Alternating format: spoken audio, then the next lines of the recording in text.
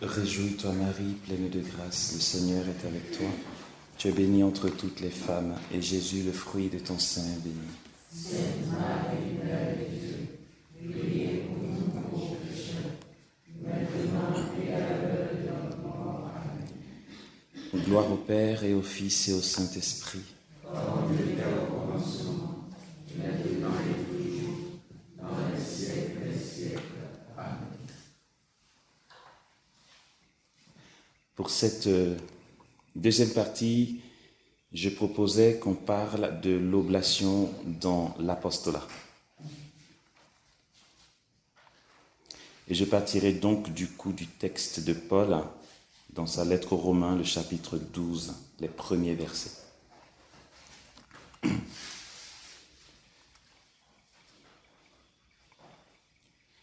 Je vous exhorte donc, frères, par la miséricorde de Dieu, à vous offrir vous-même en sacrifice vivant, saint, agréable à Dieu. C'est là le culte spirituel que vous avez à rendre. Et ne vous modèle pas sur le monde présent, mais que le renouvellement de votre jugement vous transforme et vous fasse discerner quelle est la volonté de Dieu, ce qui est bon, ce qui lui plaît, ce qui est parfait. Au nom de la grâce qui m'a été donnée, je le dis à tous et à chacun. Ne vous surestimez pas plus qu'il ne faut vous estimer, mais gardez de vous une sage estime, chacun selon le degré de foi que Dieu lui a départi. Car, de même que notre corps en son unité possède plus d'un membre, et que ces membres n'ont pas tous la même fonction, ainsi, nous, à plusieurs, nous ne formons qu'un seul corps dans le Christ, étant chacun pour sa part membres les uns des autres. Mais pourvus de dons différents selon la grâce qui nous a été donnée. Si c'est le don de prophétie, exerçons-le en proportion de notre foi. Si c'est le service, en servant. L'enseignement, en enseignant. L'exhortation, en exhortant. Que celui qui donne le fasse sans calcul, celui qui préside avec diligence, celui qui exerce la miséricorde en rayonnant de joie. Que votre charité soit sans feinte, détestant le mal, solidement attaché au bien. Que l'amour fraternel vous lie d'affection entre vous, chacun regardant les autres comme plus méritants. D'un zèle sans nonchalance, dans la ferveur de l'esprit, au service du Seigneur, avec la joie de l'espérance, constant dans la tribulation, assidu à la prière, prenant part aux besoins des saints, avide de donner l'hospitalité. Amen. Amen. On ne peut pas s'engager dans le service du royaume des cieux sans avancer avec l'onction qui repose sur nous. C'est une onction. Ce dont on a parlé dans la première partie, il s'agit d'onction sacerdotale, prophétique et royale. C'est une onction. C'est quoi l'onction? L'onction est une révélation. L'onction est une puissance. L'onction est inattendue dans ses agissements. L'onction est une puissance. Si l'on veut aller dans l'étymologie des mots, la puissance, c'est l'énergie. Energia, en grec, potentia. En latin, la puissance, c'est le potentiel que nous avons. Dans cette onction, cette triple onction qui repose sur nous, nous avons un potentiel. Et remettons les choses à leur place.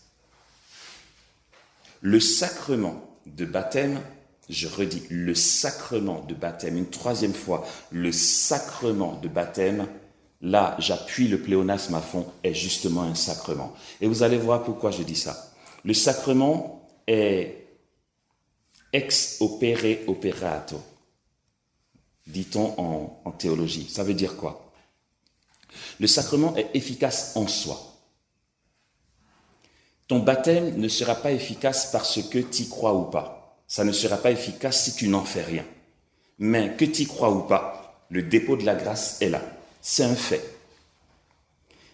Qui a déjà vu lors d'un sacrement de baptême ou de confirmation, ou du moins lors d'un sacrement tout court, le prêtre dit au cœur, prenez un chant pour qu'on soit inspiré. Il n'y a pas besoin. Il prend le livre, il lit et c'est fait. Il n'y a pas besoin d'être inspiré, qui a l'onction, machin. Un sacrement, c'est un sacrement. Et j'ai été dernièrement à l'ordination d'un jeune frère à Lourdes. Ils étaient 3 à être ordonnés et moi, dans le sacrement, dans chaque sacrement, je fais attention aux paroles pour voir la portée. Puisque je sais que le sacrement est efficace en soi, tout ce que celui qui préside prononce est efficace en soi. En fait, dans le sacrement, c'est une prière exaucement. On ne peut pas dire j'ai reçu le sacrement, est-ce que vraiment Dieu m'a exaucé? Ça, c'est dans nos prières spontanées, dans nos louanges. On dit est-ce que vraiment Dieu va faire? Le sacrement, il n'en est rien. Le sacrement est efficace en soi. Même si tu veux, le prêtre somnole, il dit ça plus ou moins. Si il a lu les textes qui sont là, c'est fait en fait. Et là-dessus, même l'exorcisme a un caractère liturgique. Les exorcistes suivent une trame. Un exorciste n'a pas besoin d'être super charismatique, inspiré. Il n'y a pas besoin. Il lit les textes parce que dans ces textes, il y a toute l'autorité de l'Église, toute l'autorité ecclésiale. Il y a un frère prêtre de la communauté des Béatitudes que l'évêque avait nommé exorciste de son diocèse. Il croulait sous les rendez-vous, il n'arrêtait pas de faire des prières d'exorcisme, jusqu'à ce qu'un jour il soit confronté à un cas de possession, ce qui est rare. Il a souvent fait de l'exorcisme pour des cas de délivrance, de libération. Mais là, c'était un cas de possession.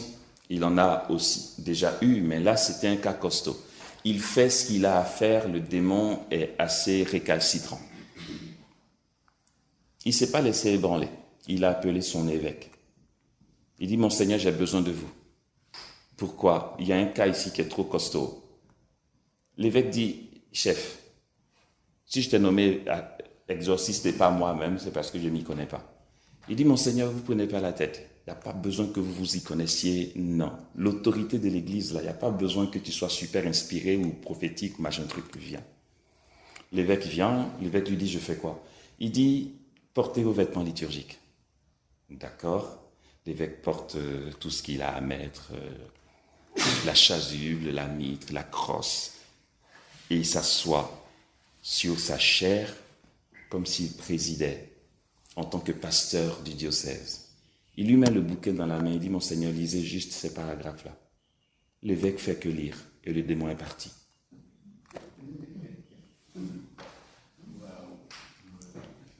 Oui, ça c'est la force de la liturgie et des sacrements, d'accord? Et donc, comme le sacrement est ex opere operato, donc efficace en soi, ce que nous sommes en train de dire ici, c'est important que nous réalisions que la triple onction qui repose sur nous n'a rien de fantaisiste, c'est béton en fait.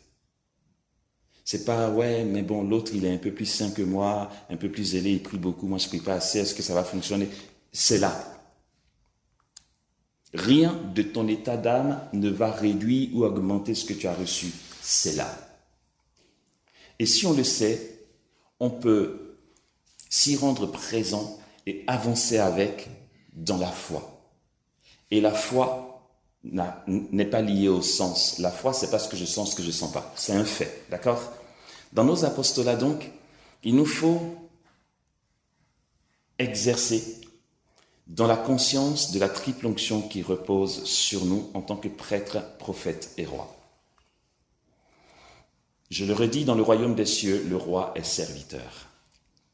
Et il a servi comment le roi? En donnant sa vie. Parce que son service impliquait qu'il nous libère des ténèbres. Pour que les ténèbres soient libérées, il fallait qu'il meure. Il est mort. C'était l'objet de son service. Il l'a fait. Il nous appelle à sa suite à nous donner les uns les autres, les uns pour les autres, pour vraiment nous servir, pour témoigner ainsi de la réalité du royaume des cieux. Quand on part en mission, on part livré. On ne part pas en comptant sur un charisme de prophétie qui viendra. C'est toute notre vie qui est donnée. Et en tout cas, personnellement, je joue beaucoup là-dessus. Dès que je quitte chez moi à Abidjan pour venir à Bouaké, je suis dans une dynamique que tout ce qui arrivera, me contrariant, contribuera à la mission qui aura lieu. Qu'il y ait une crevaison, qu'il fasse chaud, qu'il y ait une incompréhension, quelque chose qui m'humilie, je ne vais pas dire « ouais, je pars en mission, le démon m'attaque. S'il veut m'attaquer, il n'a qu'à m'attaquer, ce n'est que bonus. » Parce que tout ce qu'il va faire contre moi, que je pourrais offrir en sacrifice, ne va faire que contribuer à la bénédiction de la mission. Perso, je fonctionne comme ça. Du coup, c'est tout l'être qui est donné. C'est toute la vie qui est donnée. Ce n'est pas seulement l'apparence des choses. C'est un travail intérieur. C'est des instants de brisement intérieur. C'est tout ça qui fait un tout et qui donne à Jésus la latitude de s'exprimer. C'est Jésus qui fait ses panneaux. Et plus nous serons brisés, plus nous serons offerts, sacrifiés, plus la grâce coulera sans batailler. Il faut, comme dit Saint Jean-Baptiste, que je diminue et que lui, il grandisse. Quand on diminue, et c'est douloureux, alors c'est Jésus qui fait. Or, tout ce que Jésus fait est bluffant. Et on va te voir, on va dire, Jean, purée, mais tu as l'onction. Oui, je suis baptisé, c'est ce qu'il faut dire chaque fois. Et le gars, il se dit, ouais, il ne veut pas me dire son secret. Le baptême, c'est connu, c'est bateau. Ça n'a rien de bateau. Je suis juste baptisé, mon gars. Et le baptême comporte tout ça. Quand j'ai été au Burkina Faso fin janvier dernier, j'ai profité pour avoir un petit temps de formation avec les membres de l'équipe là-bas et je leur rappelais ce qu'a dit Thérèse de Lisieux. Elle dit qu'elle offre ses sacrifices aujourd'hui pour son grand-père qui est mort depuis des années. Pour que, d'une part, pour que s'il est au purgatoire, il soit libéré, mais pour qu'il croie en Dieu de son vivant. Mais il est déjà mort. C'est un beau mystère, ce truc, et je vais l'expliquer.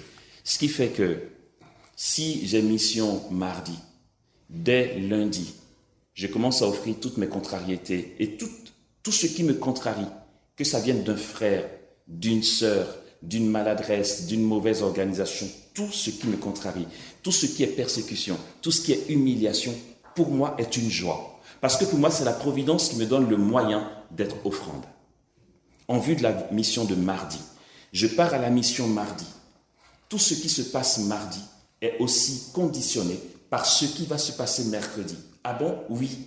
La souffrance que je vais avoir mercredi après la mission contribue à la mission du mardi. Parce que la réalité de Dieu est hors du temps et de l'espace. Si Dieu sait que mercredi, tu vas offrir une souffrance, il peut déjà s'en servir par anticipation pour que mardi, la mission soit bénie. Préparer une mission et aller en mission, c'est être holocauste offert mardi, lundi, mardi et mercredi. Et je leur disais ça, du coup, c'était la formation, et j'étais parti pour 2 week-ends de retraite. Le premier week-end, c'était organisé par l'école de prière, et le week-end d'après, c'était la communauté des Pères Camiliens qui m'avait demandé d'animer une récollection, donc il y a eu aussi cette récollection. Et à la fin du week-end de récollection, les membres de l'équipe étaient tellement, ils étaient purés. Mais Amos, non mais ce week-end-là, allez, non mais après ça, disait-il, école de prière validée au Burkina, tu peux être sûr. Comment c'était puissant, disait-il, mais c'est vrai que c'était fort. En fait, c'est tellement fort que c'est pas l'homme qui fait. Ça peut pas être un homme qui fait. Il y a eu des guérisons là-bas, déjà un peu comme ce qui s'est passé hier soir pour le Père Innocent. Lors d'une messe, Jésus m'avait dit, écoute, tu vois les 3 pères qui sont là. Prie avec eux qu'ils reçoivent ce que tu constates dans tes missions pour la guérison. Ok, c'est toujours très inconfortable quand Jésus dit ça. Parce que je ne vois pas par quel chemin je vais passer pour aller dire à 3 prêtres, j'ai un truc à... À chaque fois qu'il dit ça, je dis, Jésus, s'il te plaît, non. Il est embêtant, hein, Jésus, je vous assure. Et j'avais reçu ça tout de suite après avoir communié. Et je lui ai dit, Jésus, tu sais que je ne te dirai pas non, mais donne-moi un coup de main parce que je ne sais pas comment m'y prendre. Viens à mon secours. Enfin, favorise providentiellement que je puisse le leur dire sans que ça fasse de vagues. Parce que c'est chaud. Et puis, merci Jésus. Quand ils font le renvoi, pendant qu'ils sortent dans le champ d'envoi, là, champ de sortie, au passage, il y en a un qui me touche à l'épaule, il me dit, suis-moi à la sacristie. D'accord. Je vais à la sacristie, il dit au sacristain, sors, ferme la porte. Et ils se mettent tous les 3 devant moi, ils font ça, prie pour nous. Je dis, ok. D'accord. Du coup, j'ai prié et puis pauvrement, j'ai profité de leur demande pour glisser ce que j'ai cru recevoir. Et ils étaient open. En fait, ce qui est trop cool avec Jésus, c'est que quand il indique quelque chose à faire, il me donne le mode d'emploi qui va avec. Fais ci et fais ça comme ça. Du coup, c'est facile. Parce que moi, tout bêtement, je fais ce qu'il m'a dit et je circule. Le reste, il se débrouille. Donc, comme c'était très clair dans ce qu'il m'avait proposé, suggéré, je leur ai dit, alors si vous voulez, d'après ce que j'ai eu à cœur, le jour où on fera votre récollection, voici ce que Jésus veut faire avec vous. Ils étaient super emballés. Ouf. Le plus dur était passé, ils avaient accepté. Et bon, comme je me fais toujours prendre, c'est pas un piège, mais je fais pas attention. C'est ce matin que j'ai appris que hier soir, c'était du direct sur Facebook, je ne savais pas. Là-bas aussi, c'était pareil. C'est direct sur YouTube. Donc du coup, c'est sur YouTube ce que je vais dire maintenant. Ça s'est passé comme ça s'est passé hier pour le Père Innocent. Tous les 3, en plus ils étaient sapés, c'était beau. C'est des pères camiliens, donc ils ont leur tenue communautaire, c'est une soutane avec une grosse croix rouge ici. Et une ceinture noire, un truc du genre.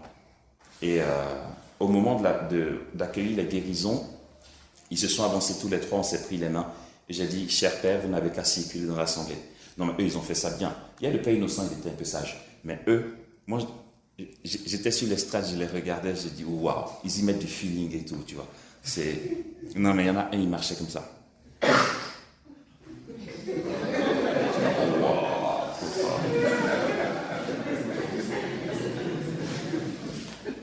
Et ça a été très beau parce qu'il y a eu de très très belles guérisons, ils étaient très contents. Et après, on a eu un petit briefing de discussion et tout. Enfin voilà, c'était très beau. Sauf qu'après ces guérisons-là, Jésus me dit qu'il voulait répandre les paillettes de gloire et faire couler de l'huile aussi. Ok. Il me dit, vous n'avez qu'à toucher le bout de chaque banc et puis je vais le faire. Donc, je mets à contribution, les pères aussi ont fait ça. Et non, mais en fait, les pères touchent le bout de chaque banc jusqu'au fond. Quand ils reviennent, ça a déjà commencé. Les gens suintaient de l'huile, ça dégoulinait comme ça. C'était très fort au Burkina Faso. Et du coup, les membres de l'équipe, après qu'on se retrouve, ils disent, mais pourquoi c'est si fort, ça vient de quoi? Mais je sais, enfin c'est Jésus qui le fait, on le sait, c'est pas le problème. Mais je veux bien croire aussi en mon baptême et en l'onction sacerdotale qui repose. Parce qu'en fait, tous mes inconforts, toutes mes souffrances, toutes mes contrariétés, je donne pour ces moments-là. Et du coup, ce que Jésus fait, j'en suis le premier surpris, moi-même. Mais c'est Jésus qui fait. Dans des gestes simples, il se passe des choses puissantes. Et du coup, je finis avec le Burkina Faso. C'est vrai que particulièrement, j'ai jamais été aussi mangé par les moustiques là-bas. Alors j'ai vu venir, comme il y a une membre de l'équipe d'école de prière qui est pharmacienne, je lui ai dit, écoute, donne-moi ce qu'il faut pour le palu, parce que quand je vais arriver chez moi à Dax, je suis sûr que c'est possible que j'ai un peu d'embrouille et tout. Elle m'a donné ce qu'il faut pour le palu. Après 10 jours, je tombe malade. Et donc, moi, je déduis c'est le palu, parce que les moustiques ont tout fait la java sur moi. Et donc, je prends le traitement de palu et ça ne change rien. J'ai rarement été aussi malade. Je suis seul chez moi à Dax. C'était vomissement chronique. Céphalée, mais à fond. Tu as l'impression qu'il y a un marteau qui te cogne dans la tête. Et la fièvre qui ne passe pas. Tout ce que j'avalais revenait. J'ai mal à la tête, je prends un cachet et 20 minutes après, tout ressort. Alors que ces cachets-là, il faut attendre 4 heures pour les reprendre. Et du coup, celui-là, j'ai mal à la tête, ça cogne, je ne peux pas reprendre de cachet. Et du haut de ma fièvre, quand je suis pris par le vomissement, je suis malade et je fais le ménage chez moi-même dans la fièvre. Et je ne vais pas laisser ça là, enfin, je veux dire. Du coup, c'était trop génial. J'ai dit, Jésus, là, on est au Golgotha tous les deux. C'est puissant. Non, mais là... Non, c'était super beau. C'était beau. Et puis, une des nuits, j'ai dû finir aux urgences parce que j'étais seul chez moi. Et j'avais tellement mal Non, mais j'avais tellement mal. Quand je me couche, c'est pire. Je me lève, c'est pas mieux. Je m'assois. En fait, j'étais tourmenté de douleur. Et le réflexe, quand j'ai mal, c'est de ne pas me plaindre. Mais je dis, Jésus, prends. Jésus, je t'offre. Mais ma seule prière, c'est Jésus, je veux te faire plaisir. Console-toi avec cette souffrance. Enfin, j'espère que tu prends. Ça, au pire des douleurs que j'ai, c'est ma seule prière. Ce soir-là, j'avais tellement mal que j'ai dû lui dire, Jésus, tu sais, je ne fais pas demi-tour.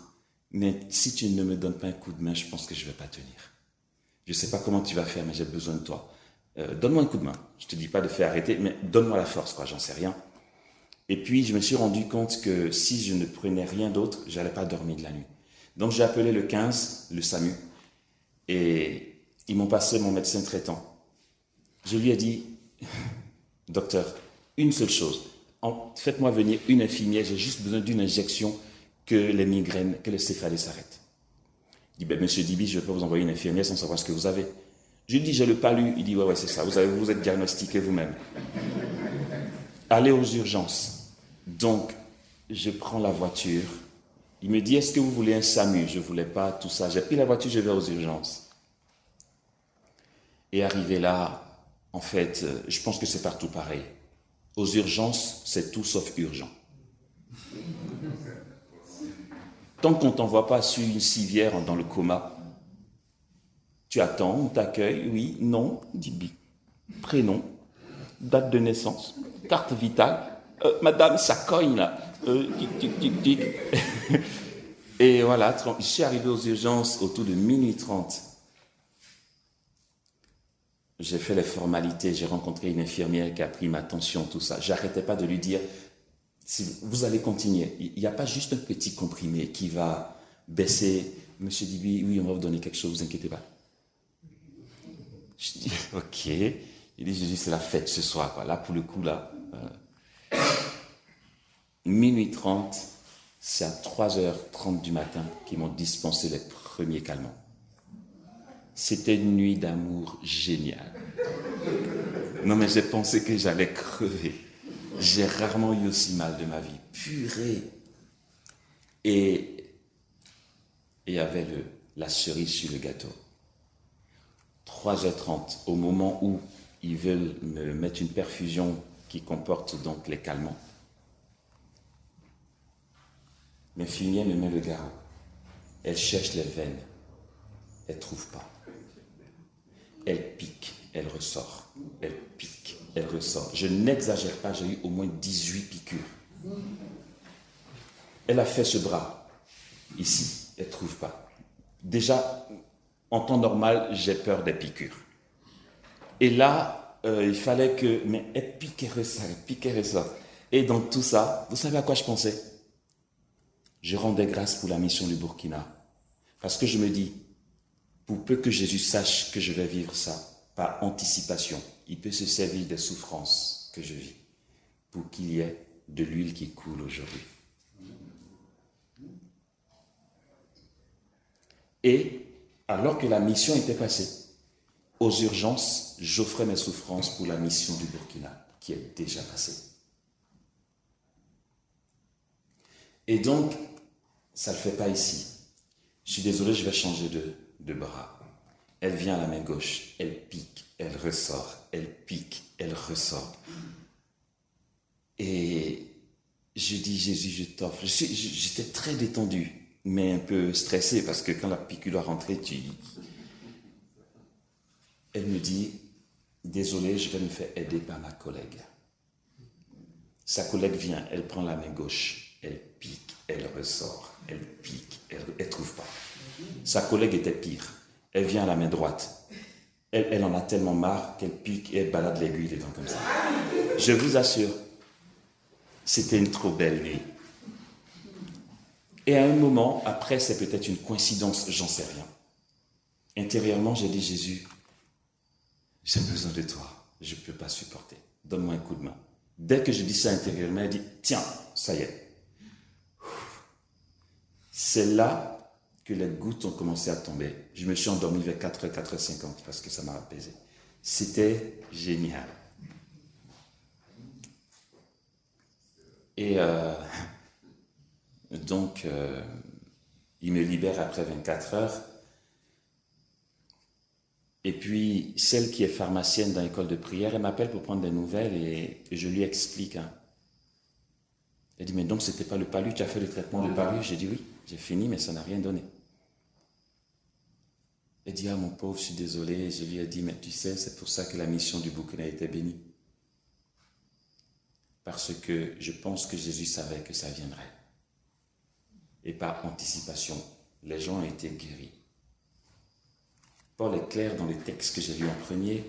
Ainsi, la mort fait son œuvre en nous et la vie en vous. C'est très clair.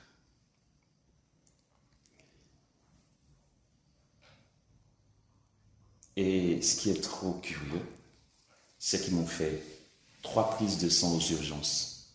Avant de me libérer, le médecin est venu me voir. Il a dit, Monsieur Dibi, racontez-moi, vous avez été au Burkina Faso? Je dis oui. Vous avez eu des piqûres de moustiques? Il me pose des questions. Ouais. Il dit, c'est curieux, c'est que les examens ne montrent rien. Il n'y a pas de palu, il n'y a pas de Covid, il n'y a rien. Génial. Il ne veut pas... En tant que bon médecin, il ne veut pas lâcher le morceau. Il se dit, s'il a souffert, il y a forcément une infection quelque part. Donc, il me donne des examens supplémentaires à faire. Il me libère.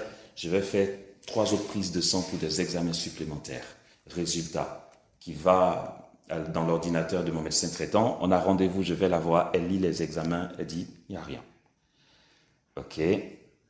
Comme mon grand frère est médecin, j'envoie les résultats à mon grand frère ici en Côte d'Ivoire. Je me dis, pour peu que lui, il voit mieux qu'eux. Il me répond, mais il n'y a rien. Mon médecin traitant ne veut pas lâcher le morceau. 3e série d'examens. Rien. Bon, il ne faut pas chercher à tout comprendre. C'était quoi ce schmilblick? Ce n'est pas les moustiques, il paraît, ce n'est pas le Covid, ce n'est pas la fièvre typhoïde. Ils ont été jusqu'à me faire les examens des selles. C'est dégueulasse. Il n'y avait rien. Mais c'était une belle nuit d'amour. Après, je ne prétends pas dire que je suis l'exemple de comment on doit vivre notre onction sacerdotale de chrétien, mais je suis juste en train de dire que c'est dans cette dynamique-là qu'on doit être. Si on peut aller jusqu'à offrir une maladie, un malaise, une fièvre, comment voulons-nous nous chercher des consolations en exigeant un confort dans notre apostolat, dans notre fraternité, dans notre groupe de prière, un confort qui veut que quand j'arrive, il faut qu'il y ait un fauteuil spécial. Bon, pour moi, oui, à cause de mon dos. Ça, c'est juste une charité fraternelle. C'est pas parce que... Mais je veux dire, j'en sais rien, exiger parce que je suis celui qui prêche, alors il faut que vous mobilisiez plus de moyens pour bien m'accueillir. Pour moi, je ne comprends pas pourquoi je vais exiger un confort quand au contraire, j'ai besoin d'un confort pour que la mission donne ce que ça doit donner. Il ne s'agit pas de dire « Non, j'aime pas un bon repas ». Il ne s'agit pas de dire « J'exige un bon repas ». Il s'agit juste d'accepter dans l'amour et l'action de grâce ce qui se présente. Point. Comme il le donne. Dans la dynamique que nous avons à nous offrir. En fait, au-delà du charisme, c'est notre vie donnée. Il y a un chuchotement que j'ai écrit à peu près qui disait « La prière gratuite comporte un risque. Prier gratuitement comporte le risque de laisser Dieu libre de faire ou de ne pas faire. » C'est pour ça que quand on dit prier gratuitement sans rien demander, ça ne nous plaît pas trop. Parce que comme je n'ai rien dit à Dieu, peut-être qu'il ne fera rien. Si je lui exprime au moins mon intention, au moins j'ai un peu de chance qu'il le fasse. La prière gratuite comporte ce risque de laisser Dieu libre de nous donner ce qu'on attend ou pas. Si on veut prendre le devant pour exiger que Jésus fasse, à tout prix, il le fera. Et c'est ce qui se passe un peu partout, il le fait. Mais on n'imagine pas que si on l'avait laissé libre, ce qu'il ferait aurait été au-delà de ce qu'on lui a exigé là.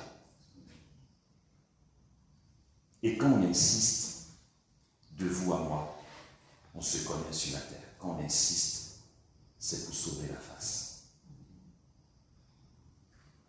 Parce que c'est difficile d'accepter de partir sans qu'il ne se soit rien passé. Il faut qu'on quitte le temps de prière avec un peu de satisfaction que, ouf, j'ai dit et puis vraiment Dieu a attesté. Mais si tu dis qu'il ne fait pas, tu vas mourir. Non, moi ça fait trop mal. Je raconte tout ça parce qu'en fait on est pile dans les thèmes. C'est la dimension oblative du service. D'accord Et tout cet inconfort, tout ce choix qu'on fait d'offrir les contrariétés découle de notre sacerdoce commun des fidèles. C'est une onction, ça. Ce que je raconte là, toute cette souffrance, c'est une onction. Et qui se manifeste sous plusieurs formes. Et puis parfois on dit, waouh, c'est puissant. Ce qu'on a vu est bluffant. Ouais, c'est bluffant. Parce que c'est Jésus qui fait. Plus nous serons, on va voir dans la troisième et dernière partie comment Jésus s'y prend aussi à travers la grâce sanctifiante, plus nous sommes brisés, broyés, plus nous renonçons à nous-mêmes, à notre propre gloire, à notre propre image, et plus Jésus nous glorifie. C'est lui qui fait notre renommée. Le nombre de fois où j'entends « Ah, j'ai toujours rêvé de te voir, je peux juste au moins te toucher », je me suis dit si au moins il savait à qui il s'adressait. C'est une catastrophe qu'elle prend toi. Mais ça, c'est Jésus qui veut. Hein. Franchement, c'est Jésus qui fait la renommée. Tu fais le choix de le laisser faire, tu restes dans ton coin, c'est lui qui décide. En fait, c'est Jésus qui fait ce qu'il veut. Comme il veut. On n'a pas à batailler. Nous, on a à servir dans la grâce du baptême qui repose sur nous.